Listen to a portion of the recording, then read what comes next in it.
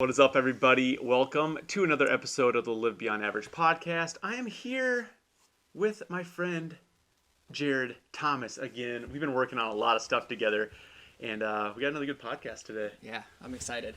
What are we talking about, Jared? I think let's start off and talk about some. God, I don't know. I mean, today's inauguration day, and regardless of what side of the aisle you sit on or what political spectrum you see through, it's not hard to tell that it's an uncomfortable time in our country right now. Yeah. And I think that's a common theme over the last year, and I guess I want to start off and talk about some of as I was thinking about what we're going to talk about today, some of the phrases that we use, those euphemisms, right? Like, have you ever just thought about why we say things we do? Actually, it's funny that you bring that up because in the last week, I've really been working on like how I speaking being intentional with some of the things I say, and it's because I want to get better this year at like podcasting, at my videos that I'm doing, and how I'm communicating with clients, like just bringing more success into it, leveling myself up. So I've been like re-listening some of my things that I'm doing because I want to learn and I want to pick apart what I don't like, where I feel like I could be more intentional, and where I want what I'm saying to be. I don't want to ever be misconstrued. Like, I want it to be super clear, and what I mean is what the point gets across. Yep. So it's funny that you bring that up. Well, and you'll notice, especially as we start to get this more. I know that you probably know this, but like in a normal conversation, you'll see me just like pause and kind of stare off. It's because I'm really choosing my words. I'm sure you'll be able to hear it. I mean, I can hear it when I listen back to our first podcast. I'm like, okay, I know what I'm thinking in that moment, but it just sounds like awkward dead air to everyone else. But, like, did the mics just cut out? Yeah. All right. Well, that was it. Weird ending, Sopranos, or no, it was Godfather. I don't know. I didn't see it. I didn't see it either. Anyway, but I got to thinking, like, some of the phrases we use, right? Like, you need to clean this top to bottom. Like, okay, well, why do we say top to bottom? Well, because when we clean something, if you start at the bottom, like think about when you're washing your vehicle, right? If you start by cleaning the bottom and then go to cleaning the mud off the top, it's just going to run down onto the stuff you've already cleaned. So naturally, why would we clean it any other way than top to bottom? Right. I mean, and there's countless other ones. People are probably thinking of some now. Like, I mean, I was giving my 8-week-old son a bath this morning. And as I was thinking about some of this, like, don't throw the baby out with the bathwater. I mean, he peed in his little tub thing. I was like, don't throw the baby out with the bathwater. And I'm like, why would we even think that phrase is worth saying? Was a baby at some point thrown out with the bathwater? I mean, it's just a little pee diluted. I mean, it's really not worth that. But just thinking about some of those things, and as you say these normal euphemisms throughout the day, like, or throughout you just start picturing like, why do we say that? Yeah. But one that's really stood out to me, and looking back on 2020, and I know this is probably going to be an unpopular opinion, but 2020 for me was comfortable. Okay. It was comfortable. And if you think about, I mean, yeah, the pandemic, yeah, the elections and all that stuff, but think about it. We got up and we all, not all of us, but a lot of us in this country started working from home. Yep. Those of us who had to wear dress clothes all day, now we're wearing sweats to work. We didn't, we had more time. We were at home. We were doing things. Like, it was just comfortable. But one of the phrases that we use, we step out of that comfort zone. Step out of that comfort zone. And it's really resonated with me of why. So as we look at 2021 and what we want to accomplish, saying, I need to step out of my comfort zone. But that's because where there's contentment, where there's comfort, there's no reason to grow. Like, you think about it from the perspective of, like, your stove is hot, right? Yeah. Like, you can lay your hand on that hot surface, but until you feel the discomfort of the heat of that stove, you have no reason to pull your hand off of it. Yep. Until you feel discomfort, you have no reason to grow. You have no reason to change, because why would I? And I think that term it's been so heavily used that it's just like lost its meaning. Right. And so we hear it every year, or we hear people, encouraging other people and be like, you just got to step out of your comfort zone. And why is it said so much? It's because the people who actually have done it understand the power of the times that they have stepped out of their comfort zone, the rewards that they reaped from doing so. And so then they're like, dude, I got this from stepping out of my comfort zone. Like, I received this blessing from stepping out of my comfort zone. You should do it too.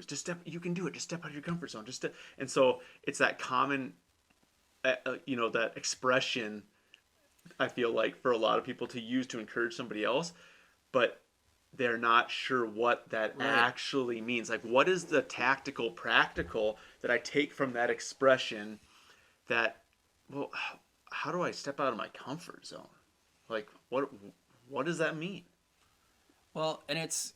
God, I got so many things running through my mind right now. I mean... Let's get it, man. For me, I mean, there's so many different areas that as I look at 2020 and the big things that I know that God has aligned for our lives this year and the next step in my life, I know that it's uncomfortable. And even as I take this step into, the last podcast we did was a month ago now, whatever. Yeah. I haven't listened to it until... I listened to it the first time because I was like, the excitement of like, it's your first podcast. I'm on Spotify. Like, it's a big deal, guys. That's awesome, dude. But I listened to it the first time, and I listened to it just through the lens of just listening to it. Like, this is excitement. It's new. It's something cool. Like, whatever. Yeah. But in developing content, I refuse to listen to it because I'll be self-critical, and it'll make me nervous, and I don't want to do it again. Like, I'll lose my motivation to move forward. Sure. But why? Because it's uncomfortable. Mm-hmm. It's uncomfortable to look in the mirror and see, oh, okay. Well, when you take a pause to be inflective, everyone thinks you're just tone deaf for a moment, or, it's just dial tone for a moment and you've lost your train of thought, which, half the time I do. But at the same time, it's uncomfortable to listen. I don't like the way I look on camera. I don't like the way I sound on camera. I say too many ums in between my sentences. Right. It's like you can start eating yourself up, especially when you're new. Right. It's one thing when you're experienced, and then you're wanting to improve. Like, so from my aspect of how I was like looking at myself from this aspect might be totally different than how you're judging yourself on camera or on audio right now. Right. You know what I mean? And how in depth that could either propel you or potentially slow you down. Well, and even, I mean, I know that there's parts, and I got some feedback from some friends on after they've listened to it. They're like, man, I just love the passion you have for the topic that you were talking about last time with that vulnerability and that kind of stuff. And there's more to come on that because it is truly a passion area for me. But how that passion comes across might be seen as abrasive to other people. Sure. I mean, yep. Man, I'm just passionate in this. I'm passionate in this is something that's truly important to me, but it might be seen as uncomfortable to someone else. Or someone else's response to your passion may be uncomfortable for you. So does that mean you need to change? No, but it means you need to, I don't know, maybe I stepped too far out from where I was rationalizing that thought process going, but being able to review that is not comfortable. Yes. But it doesn't mean that it's something you need to change. It's just an area to grow. Maybe I'm not going to change. I'm not going to change where I'm passionate about because someone sees it differently or sees where I'm passionate as abrasive. But yes, it is an area of uncomfort or discomfort, so that I can look at that and say, okay, this is an area that maybe I need to grow. Maybe I need to channel my passion differently so that it's not seen as abrasive, but it still satisfies that need of expressing my passion. Yeah, and we kind of touched a little bit on that on our last podcast together, and I think part of it we touched on like how we can be so passionate about something. Sometimes you can be like polarizing with your opinion, and I'm like, oh yeah, dude, I'm totally that way a lot of times. Like there's some beliefs that I have that I am like I'm all in on, and there's so many people that are like wishy-washy on their beliefs, and I'm just not. Usually, if I'm on one side or the other, I don't like riding fences. I don't like gray areas. I'm black or white. Yep. Like I'm gonna pick those sides, and I'm very aware of it, and so I have to work at those things on like, hey, like you need to tone it down here. You need to tone it down here because you can't influence the right way. Or, you might influence some people, but you're not grasping the ones that need to be grasped sometimes. Because the people that you're grabbing are already just probably as passionate as you are about it. But yeah, how do we increase that influence with showing our passion and uncomfortability all at the same time? It's funny when you bring it up because I just talked about this on a live yesterday morning at 5:30 about how I'm like, I've been doing this for a long time, but just so you guys know, and it's relatable to people, I'm not comfortable talking about a lot of subjects that I talk about. Yeah. But those are the most meaningful. But they're the most meaningful. If I'm talking about them, usually they've been weighing on my heart to speak about it. And a lot of it I talk about isn't because I see something and I just want to talk. It's because it's actually played some sort of relevance in my life. It's a stretching point that I'm going through. It's a struggle that I'm going through. And I know by speaking on those things that it can be very relatable to your guys' life. Not comfortable for me to do. And it's challenging. But like you said, it's an area that we can step out of that comfort zone. That's an example right there, right? We talk about how are you actually doing it? Well, and that's just it. So it is uncomfortable to be in that gray area for a lot of us, and especially on those areas where we are truly deeply passionate to sit in that gray area, because I'm dug into my side. I understand, and that's that whole reality of debates is debates don't change people's minds. Debates make you dig in deeper into your own side. And there's different forms of it. If you look into the Socratic method and some of that, asking questions and being able to rationalize it, and you have to. A Socratic debate is a lot more of just asking questions, yes, and letting the other person kind of rationalize the answer that you're going to give, and then you have to be able to change it or consume it in a way that you can apply it to the next, to keep it going. Yeah, and it's actually a great way and it's a way that it's funny that you bring it up because we've actually never talked about this, but I've actually studied that in the last several months. And it would be, and the reason why is because I want to argue less with people about my beliefs, but communicate more. Right. And so that it's a method to be able to, for an example, let's say you were like, well, I totally disagree with this stance, and I could be like, well, and I'm the opposite way. So let's say you're anti-gun, I'm pro-gun, and I could be like, well, what is it that you're so anti-gun about? Like, instead of just being like, well, that's dumb. It's the Second Amendment, and you should support it. Right. Instead of me attacking that way, which I'm guilty of. You know what I mean? So this is a great method to improve on those stances. And I can be like, well, Jared, why is it that you would be anti-gun? And it causes Jared then to stop and actually, instead of just using emotion to say, I hate guns, I don't support them, he has to think of actual logical reasons why. And it gets him thinking deeper, and it gives me a chance to slow down, think about my topics, listen, meet people where they're at a little bit, and then communicate more. And as we look at, I'm trying to think of tons of psychologists have said it, but the one that I'm trying to think of the most is, if we look at how our brain functions, I want to say it's Simon Sinek, but I could be off on that. I remember where I was at when I heard it, but I don't remember who I was watching when they said it. But anyway, you're smarter than me. Neither here nor there. When we look at how the brain functions, right? We look at how quickly we can bounce back to that for-mind thinking as resilience, and however you want to say it. But when we get to a raw emotional response, we're using our hindbrain. And you've maybe heard it called lizard brain or whatever it is. Okay. But that true reactionary fight or flight actions come from the very lower level of thinking. That fight or flight in Maslow's hierarchy of needs, you have to have that protection, that safety before you can move on to higher level rationally thinking. So when we get into these polarizing and these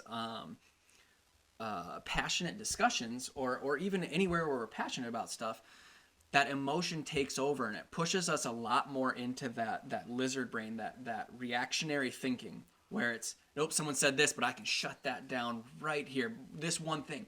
And it makes sense to you because you've been thinking through it all the time. But all it does is force each other down into that hindbrain thinking. Yeah. So the more you can take and intellectualize and think smarter about things. Intellectualize. Is that the right word? I don't know. But I don't know. Is that a word? I used $5 word and it backfired. But the more you can push that back to your cognitive ability to just reason and hear what the other person is saying, it might be uncomfortable because it's asking you to step out of that comfort zone. It's asking you to step out of that area where I feel safe. I know how to combat this argument. I'm safe there. But it's asking you to come back into that four mind level of thinking, that higher level of reasoning, and say, okay, well, I'm going to step out of this comfort zone and say, okay, let me agree with you that maybe there is more than one level or more than two genders. How many should there be? And to continue and have that discussion. Sure. You know what? It's not changing my mind, but I'm able to see someone else's perspective. We're able to, okay, I'm a little bit smarter for hearing this. Now I can have my next conversation with one level up of, okay, well, I've heard this argument before. Can we have a deeper discussion? And as we talk about unity and like I said, how uncomfortable it is in our country right now, how do we come back together? It's being able to have those difficult conversations and being able to say, you know what? I'm deeply emotionally attached to this way of thinking.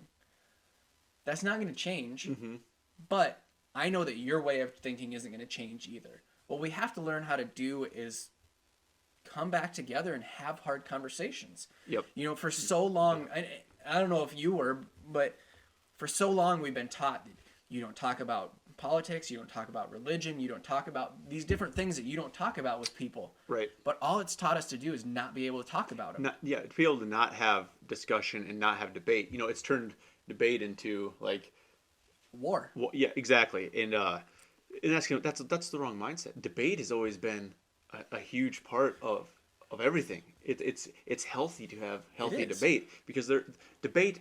Even when I say it here, what's my first thought?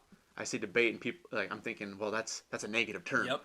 Debate is not a negative word. We've turned it into this negative word because that's all we see. We've given it that power, and we've changed the actual meaning of debate to mean argue. Yep. And it doesn't. Debate does not mean argue. Debate means discussion. Discuss. And so we have to be able to discuss and debate things. And guess what part of debating is? We always think of it as speaking. It's also listening.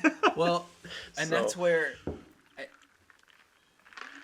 going back to why we say the things we do. So often, 2020 specifically, right? We the mask debate, whether we should wear masks or I'm not. heavy on this one. You are. I've noticed. I mean, I'm wearing a shirt that says "Free Man" right now. I mean, come on. But here's the thing, I'm heavy on it, but I 100% have empathy for certain situations. yes. And I don't, and not once, and I literally say this, not one time have I gone up to somebody and looked at them and been like, your mask is stupid. Right. Take your mask off. I don't do that. Well, now, I might look at you and think you should take your mask off in my own brain, but I'm not yelling at people to take their mask off. On the flip side of things, people who aren't wearing masks are being yelled at to put a mask on. Well, You know, and so it's an interesting it is piece. And on that conversation topic, I think that you and I align too much to have that conversation void of someone who disagrees. Yes, agree. And here's the thing. I am all for you wearing a mask if it makes you feel comfortable. Yep. You know what I mean? So Yeah. I really think we're going to step into a dangerous area where we're both a little bit blind on the other true, side. true. Well, and you have to think about our environment where we live. Right. That plays a huge factor for us. But here's the thing. When we're talking about these things, you heard us just express a belief that me and Jared both have, but we both understand part of why we have those beliefs, and part of it is our current environment, where we live, the type of lifestyles we're able to have because where we live. Right. That does change our outlooks. Well, and right. So Or can change our outlooks. It should. Yeah. It should. But going back to the phrase that we heard so often, this mask debate shouldn't be political. Shouldn't be political. Politics is a discussion on opposing points of view, opposing policies, right? Sure, yeah. It absolutely should be political. It shouldn't be politicized. It should not have been That's a deep thought. Republican versus Democrat Yeah. position. Yeah. To say that if I'm wearing a mask, that I'm a Democrat, right? That association should have never been made. But it is legitimately a political discussion because we needed to be able to have the discussion of differing points of view and rationally talk about them. Now, we're probably not the right people, right? I understand how to read research studies. Yeah, I that's can your make job. that's my job. Yeah. I can make an informed decision for myself and my family. But I'm not a doctor. Yep. I'm not in ICU. I don't know what it's like. 100%. On the flip side, those people are wearing medical grade masks and they're saying, yes, these are saving lives. Okay, I don't trust the data, but that's okay. It needs to be a discussion to have. And you know what? Like you said, never once have I walked into, I have a good friend at work. Her mom is battling cancer right through the middle of this, like 3 weeks into it. Got told this, right? I'm not going to wear a mask at work unless I'm told to, but I brought her coffee one day and I was wearing a mask the entire, like even in the car. Yeah. Like I have something that you're going to put up to your mouth and I Sure. know that that's a potential to kill your mom. I'm not going to risk it because Yeah. I care about you as a person. Yeah. But the antithesis of saying that if you don't wear a mask, you're solely responsible for killing, 400,000 people right now in this country? It's just not true. Right. But it's a passionate area that we've been reluctant to move back into that foremind of thinking. And have a discussion like we're having right now. And again, I don't think that we should probably go deeper into this particular one because Yeah. we share the same perspective and it's just going to be, Right. And the fact that we're in it.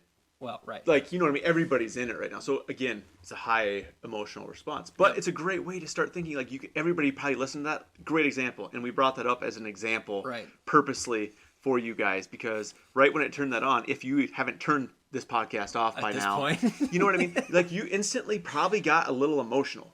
Yep. On one side, I'm not saying like tears emotion. I'm just saying like You're it wrong. created an emotional response, whether I agree with you, man, or Yep. this guy's an idiot. Yep. And so purposely brought that up because it it brought back an emotional response, and you instantly went back brain Yep. or forebrain with that. Now, were you able to sit back and be like, okay, I'm gonna listen and bring this to the forebrain, Yep. and I'm gonna hear the discussion. I'm gonna think about my talking points, but I'm gonna listen.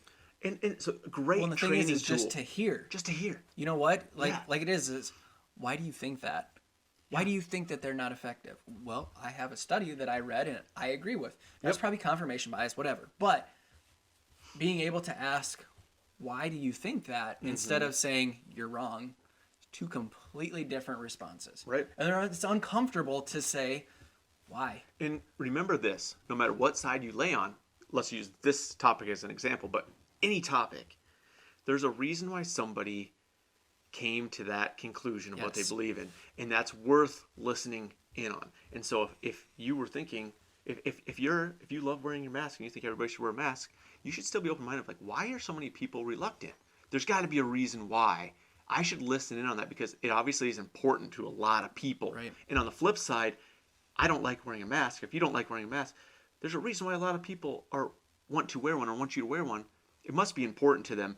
I should listen in and look into why it's so important to them. It, like we talked about, might not change your stance or your belief. That's cool. But at least you dug in and you met them where they're at and you're gaining perspective, which, guess what? That doesn't give up your power. To gain perspective and gain knowledge and see where people are at doesn't give up your power. It actually gives you some power to be able to do that. That's relatable back in every single situation, whether it's your marriage or Jared's over here like, oh, bro, you're smoking me right now. No. Like, but it's funny because, even as men, we think about like, well, I don't want to listen because I don't want to give up my power. Like, I want to, Yeah. But it's the exact opposite, you guys. Like, you're actually gaining power and gaining freedom by educating. And it's not always educating is the wrong word, by listening in and learning. So I want to take this a different way, and Yeah. and I Let's do it. pulled out my phone and made a note because I knew I wanted to. There was something we said. You like would lose it if you didn't write it down. 15 minutes. I was looking around for a pen because that's what I prefer, but I just need to know better next time. And I was trying to figure out how we segue into this, but it's great because you just. I don't know how we segued into any of this, Jared. I don't either. We This weren't is so just- far off of what I was planning to talk about. We were talking about comfort zones. And guess Well, what? I'm tying it back. This is getting us out of our comfort zone hardcore right now. Jeez. Okay. I'm tying it back. So you talked about power, right? Losing power. Yeah. Losing power. Yeah.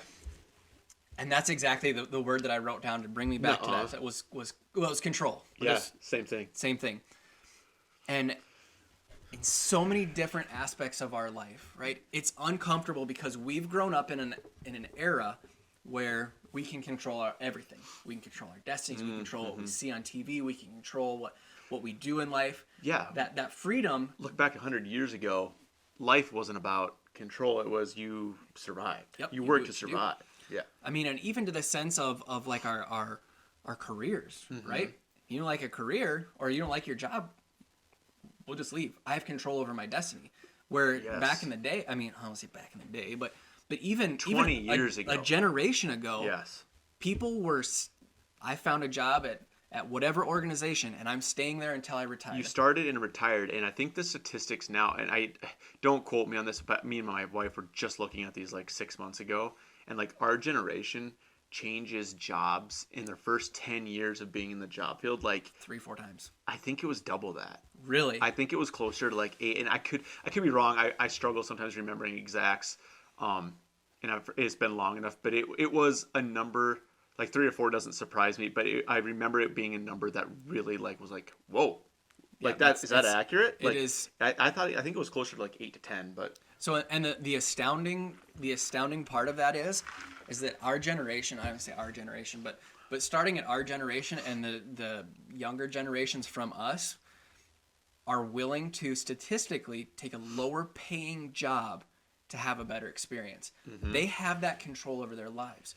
So when we look at stepping out of that comfort zone, and don't take this as if your job sucks, stay with it point, because that's not what I'm saying.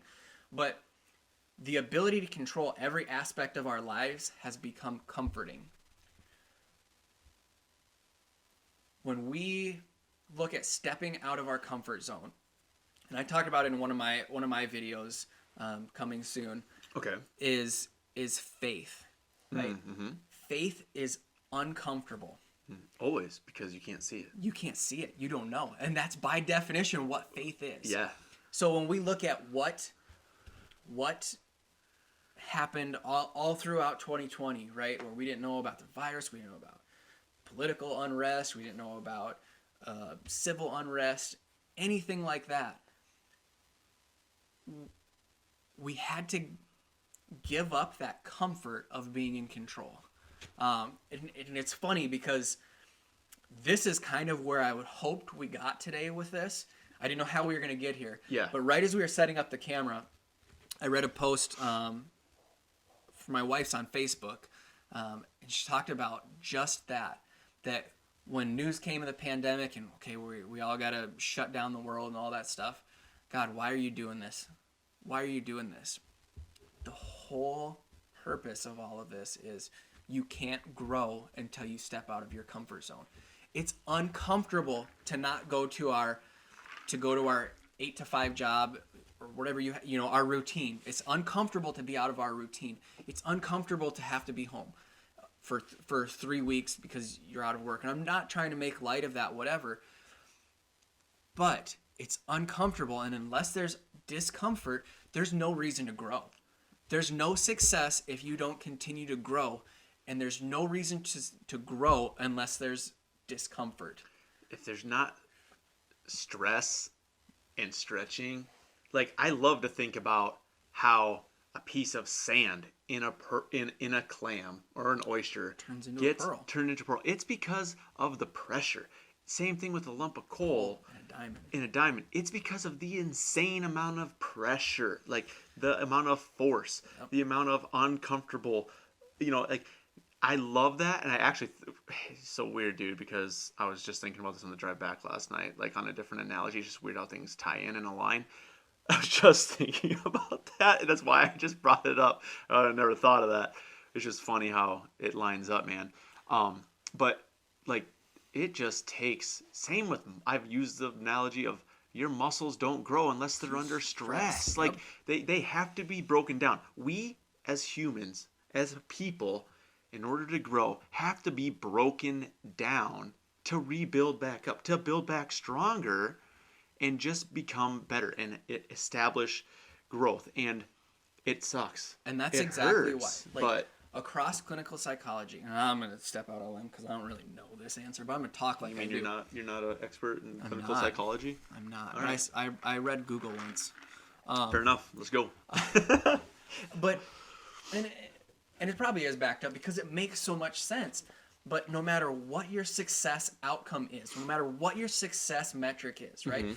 Being a better parent, being a better spouse, just having better relationships, being more successful at my job,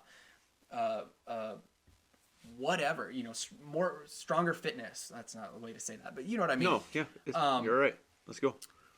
That is not only growth predicts success, right?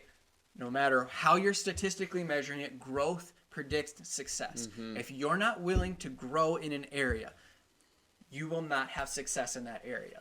Likewise, unless you have discomfort, you will not grow. Like statistically, that I can't quote it but I'm sure there's studies out there. It statistically shown that if there's no discomfort, there is no growth, and if there's no growth, there is no success. Same thing like we tied in earlier. Maybe we did. Maybe this is part of my imagination, but I want to get better at being a parent, right? I have to be able to look at, you're being too hard on them. It's uncomfortable. It's uncomfortable when you ask, how do you spell the word school? And I know my kid knows it, but he just breaks down crying. Okay, why? That breaks my heart. But it has to have that discomfort to be able to see, what do I need to change? It needs to be able to, the discomfort of, God, I haven't talked to my wife in 3 days. I wonder why she's mad. I have to have that discomfort to be able to address the situation and move forward together. No matter what, you know what? I know I need to get to that next step in my career. I need to put in more hours. I need to have that discomfort of, and that's probably not statistically proven to be true, but I need to put more in. I need to be discomforted so that I can show that I'm ready for that next level of success and get there. Even when it comes to like our walk with, excuse me, our walk with God, that time of prayer, God, I'm not in control. I don't know how to handle this. And that's okay because you do. But that discomfort of relinquishing control. You know what? I don't want to record myself talking for half an hour because I don't know what I'm going to say and it's uncomfortable and I feel like I'm rambling and whatever. You know what? You need to step into the discomfort of whatever that is because you have a message that I'm going to give you that somebody needs to hear. Right. You need to live in that discomfort so that you can grow. That doesn't mean that your life has to always be discomforting or uncomfortable because you need some of those times of just rest and recovery. And you know what? I just need to sit here and recharge. But those times of growth, those times of discomfort where you grow are needed so that you can know how to get through those things and come out stronger. Yeah, and I think if you want to, relate back, even look at like the 7 days of creation. I mean, it's 6 days of action. It's 6 days of God having action and creating and vision.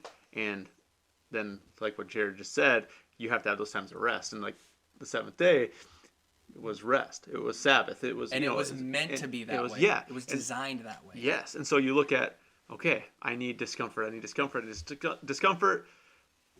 I need some rest. It's okay. Like it's exactly right, man. Like we don't have to always be chasing that discomfort either, because there's going to be these ebbs and flows and Yep. peaks and valleys in times of growth and then figuring it out. So it's interesting because I literally just said this yesterday too. I was just like, it's really hard to put yourself out there. Like you can Yes. you can be. This is hard, putting yourself out there, trying to help people with a message that you feel like you're called to deliver, trying new things, just bettering yourself in the personal development. And then you want to know what's easy? Sitting on the sideline, judging other people for putting themselves out there. That's easy. That's easy. That's comfortable. And we talked about That's that last time too. Yeah, that's sitting on the sideline, but it's not expelling, and going outside and going beyond the linear confines of average. Like get out of the sidelines, get off of the sidelines, and do something hard. So if you want your mind really blown for a minute, take a second to really internalize this. If you've spent too long in the comfort zone, that should be discomforting to you. Mm-hmm. Right? Think about it. Come on, man. Think about it in terms of hunting, right? Growing up upland hunting and pheasant hunting, that you're like, okay, I know there's a pheasant here, and I'm gonna walk around and make noise, but then when it comes time, you gotta stop. You gotta just stop and be silent for a little bit, and those birds will flush up. They get uncomfortable. They get uncomfortable with your presence there. because they've been comfortable too long. I'm hiding, I'm comfortable here. But all of a sudden, I don't need to hide anymore, and I've stayed here too long, and now it starts to get uncomfortable. Mm-hmm. The longer you're in your comfort zone, the more discomfortable you should be with being in the comfort zone. Because you're programmed to grow. You're programmed to continue to succeed in life. You're programmed to not be stagnant. You're supposed to continue to find that discomfort and grow from it. Because that's what we've been designed to do, is succeed in life. We're not meant to, you know what, that's fine. I've got this steady paycheck coming in. I don't have to do anything. I can just sit here. I can punch in 8, leave at 5, same paycheck, same routine over and over and over again. That's why we have so many people have those midlife crises, because they're like, God, what have I done with my life? I haven't fulfilled my purpose. The purpose, yeah, it doesn't have meaning, like what we talked about. Dude, that's a great point. Like you should, when you've been comfortable too long, you should start feeling uncomfortable. You should start feeling uncomfortable in your comfort zone. Again, not to say that you shouldn't have time of rest. You shouldn't have time to regroup and recover in that comfort zone. But if I stayed in my comfort zone for 9 out of the 12 months of 2020, I started to panic because I've been here too long. I haven't done anything in 9 months. I need something more. Dude, me and my wife went through the same thing in our relationship, to give people a tie into a relationship. We got together when we were 16. We got engaged when we were 18, 19. Like we got married when we were 21. So we were young, super in love, and so love, like just like basic, like hardcore love, carried us for so long. And so when we were so young that we just loved each other, man. Right. But guess what? As we're getting older, you need more. There has to be more than just our love. Yep. And we both were raised really well, so we understood this, and God was still in the middle of our relationship, but not in the sense of like not living up to our potential and what our expectation should have been. And so as we're growing, right, when we were young, it was just like, dude, I just love you, so it's cool, man, I just love you. Yeah. But like we're growing in our careers, we're growing in other areas of our life, and all of a sudden it's like, well, you're a little different than I thought you were. It's cool, I still love you. You know what I mean? Not in a bad way. I'm just saying like, wow, I didn't know that about you. You're a little different than I knew. Yeah, because we're growing, dude. Because like we're working in our own careers that grow us, and we each gain more perspective on life and different outlooks. And so as we're doing this, right, we still love each other, but you're still, guess what? There's some separation there. And so what do you have to, what was uncomfortable for us, like coming back and being like, okay, yeah, I still love you too. I still love you too. But like, we know we both have that pull of uncomfortableness that there's got to be more. There's got to be, there's an expectation we both have that we're trying to figure out that we should be leveling up on this. And for us, it was that, okay, that uncomfortableness for us was actually sitting down together and studying, digging in the Bible or praying together, not just because we're both Christians. We both go to church together. We both do all these things. We both believe all these things. But together we weren't intertwining that to be more powerful and to grow together. And so it was just that next level of like, okay, this is really uncomfortable for us, but it is the growth factor we need in the relationship. So finding that uncomfortable actually, and it's still uncomfortable, Right. but exponential and accelerated growth because of that uncomfortable. I'm talking like massive growth in a relationship because of coming together and doing things that are uncomfortable. Well, and that's, so again, going back to why do we do the things we do? There's a reason that weddings are done in a church. There's a reason that weddings are done by a preacher, because that's supposed to be a symbolic representation of God. Yeah. It is not a group. It is not a pairing of two people. It is that, but it's a grouping of you as a pair and God. Yes. And it's a triangle, right? Yep. So the part where what you're talking about, right? 16 years, love has been all that's kept us together. But we've found that discomfort of, you know what? We actually need to be, if we both start moving towards God in that triangle, naturally the sides of the triangle get smaller, right? We get closer to each other as we draw closer to God. Yeah. Yeah, isn't that crazy? I mean, it's basic geometry, but but it's a fact of you're gonna want more. Like, we as people want more, right? You want to accomplish more. You want to raise in your job. You want more. For us, it was that we know there's more for this relationship. Yep. We know there's more we're supposed to be doing because we both have a calling for it, and we both acknowledged it.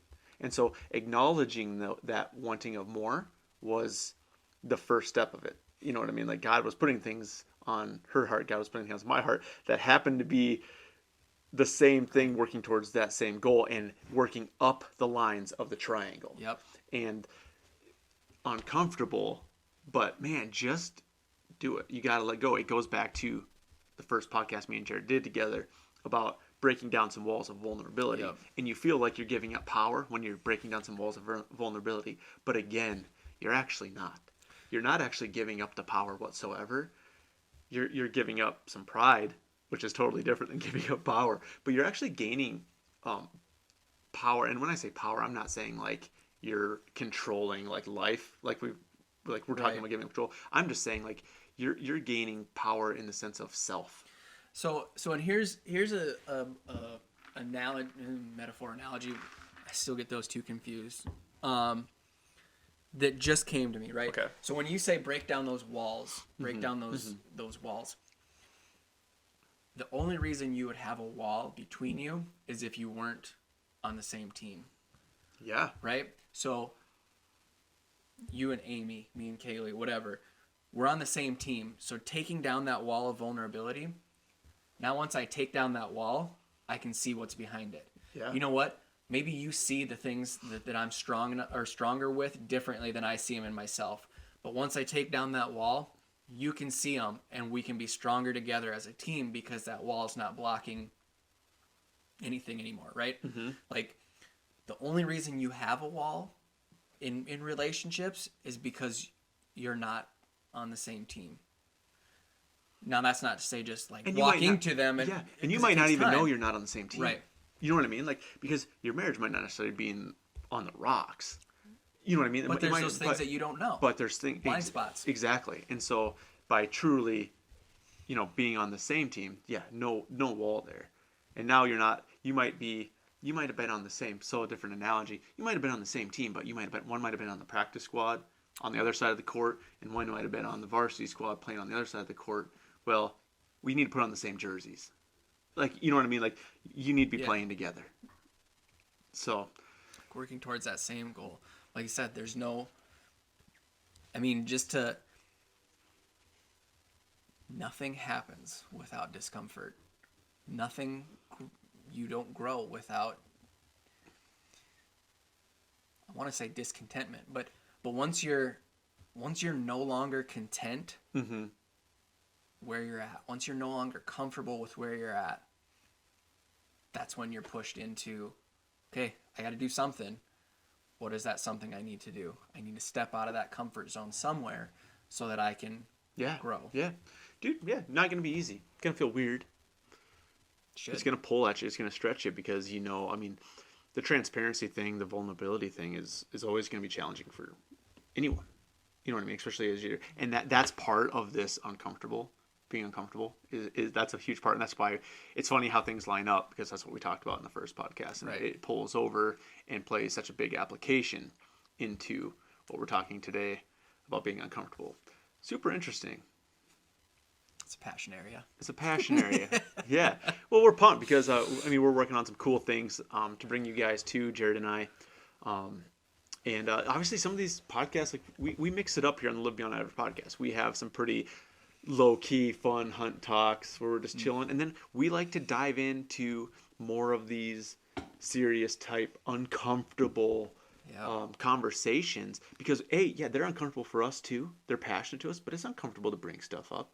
Yeah. But we know it's a way to relate, and we know it's important because it ties into your guys' life too. Because we know that things that we go through in our life, that we're not the only ones going through it. We know that you guys are going through certain things right now too, and that you might have picked off a sentence or two in here that really connected with you, that made you enter and unlock a different level of thinking that's going to bring about more self-awareness, that's going to help you step into a new zone of uncomfortability, big words, challenging to say sometimes, but it's going to hopefully unlock some new areas for you. So I just want to leave with this, and one of the pastors at our church talked about this weekend in terms of our Christian walk. You know, it's not that we're there yet. It's not that we're there telling you to come on. It's we're walking down this journey together. Right. So even as we talk about some of these hard, uncomfortable areas, I mean, think about how many times throughout this that I've questioned my own, I don't want to say intelligence, but I've questioned my own thought within the same, right? Funny that you say that, because I've done the same thing. I don't know the difference between analogy and metaphor.